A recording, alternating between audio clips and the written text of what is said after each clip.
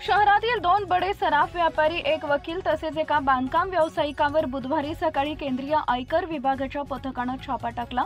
सराफ दुकाने तसे घरी एकाच वेळी झालेल्या या कारवाईमुळे सर्वजण हादरून गेले।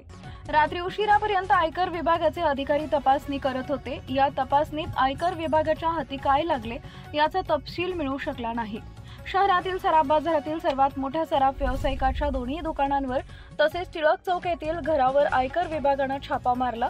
मरियाई चौकातील त्याच फर्मच्या कन्स्ट्रक्शन साइटच्या कार्यालयातही आयकर विभागाचे अधिकारी धडकले आणि तपासणी सुरू केली।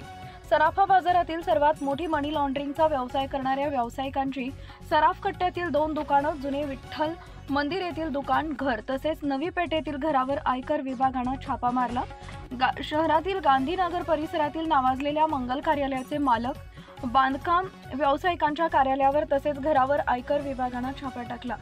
संबंधितांना हॉटेल व्यावसायिक म्हणून फॉर्म दाखवली आहे, त्याची तपासणी आयकर विभागाच्या अधिकाऱ्यांनी छापा घालून सुरू केली आहे। याशिवाय सोलापुरातील अनेक जागांच्या व्यवहारात बांधकाम प्रकल्पात कायदेशीर सल्लागार म्हणून काम पाहणाऱ्या नामवंत वकिलाच्या घरीही आयकर विभागानं छापा टाकला।